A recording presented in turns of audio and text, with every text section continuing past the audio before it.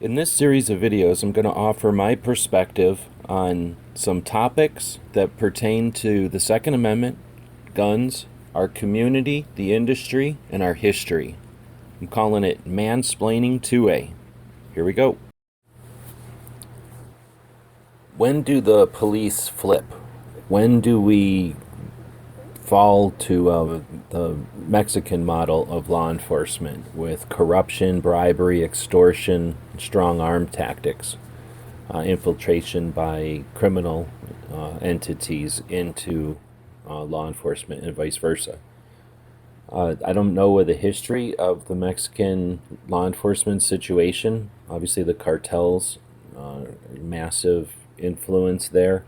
And what I do know of the history of the cartels, there's there's more than one instance where the federal law enforcement, tasked to eliminate cartels or work against them, became cartels, like flipped and went to the other side. So that's a recent evolution of the scenario of the situation, but obviously that would require a whole different set of circumstances than we have here in the United States. So the history of how the Mexican police got to the level of corruption and I guess being rogue, it would, I don't know if that has any relevance or if that knowledge would apply to what or help to apply to strategy today. But the question is that something? I know there's going to be plenty of people that believe it's inevitable.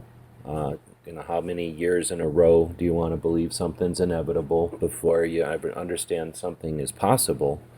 But aside from the people that believe it's always inevitable and the sky is always falling, what indicators, what factors are there? What keep our law enforcement from being so desperate or un what would be the word, like unoptimistic, I guess, that they would allow themselves to be affected by a large enough local criminal element?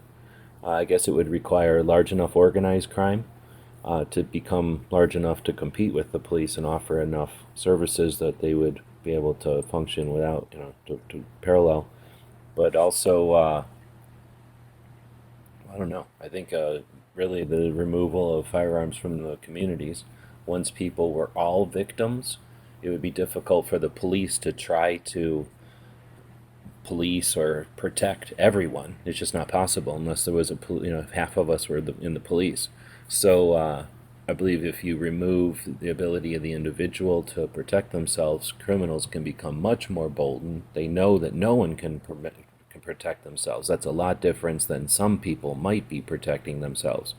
And once you gain foothold, pushing people around and knowing that the gangs are stronger than the neighborhoods, that's when the police aren't there to just tip the scales. Then the police are ineffective, and that's probably when you see the corruption begin and all the results of that, bribery, extortion, and all the rest. All right, so does it require that we drive all the decent individuals out of the occupation? Does the occupation have to look so undesirable that it only brings in people that would have a predestined nation or whatever word it's to become a criminal? Or would criminals put their people in with the knowledge that they're putting people on the inside because no one else is applying and they know that they can get people in that way?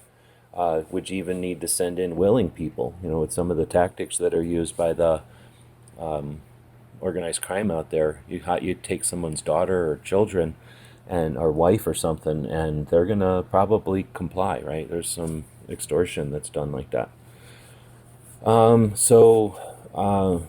Is it inevitable? Is there another path that can lead to a different outcome? Again, this is a series to create discussion on topics that aren't necessarily on the news. I don't know when this one's going to get posted, so if something in the news is related to this, it's unintentional. The idea is to throw up some topics that come up in conversations or that don't come up in conversations often enough, so that we can specifically address them And we're looking for comments. In the description of these videos, you can leave comments on any of the platforms you're watching on, guntube.org, gunstreamer.com, YouTube, or one of the other places we post it. So we'll gather up the comments occasionally to some of these topics, and we'll go over them so that we can collect them up from the different platforms and share what people are talking about on these topics. If you have topics to suggest, let us know as well. Till next time, thanks for watching. Thank you for supporting our projects. If you'd like to buy us a cup of coffee, check out our Patreon channel. The guys and gals at gunwebsites.com encourage you to take a CCW class every year, practice at least once a month, and carry every day. Thank you for watching gunwebsites.com.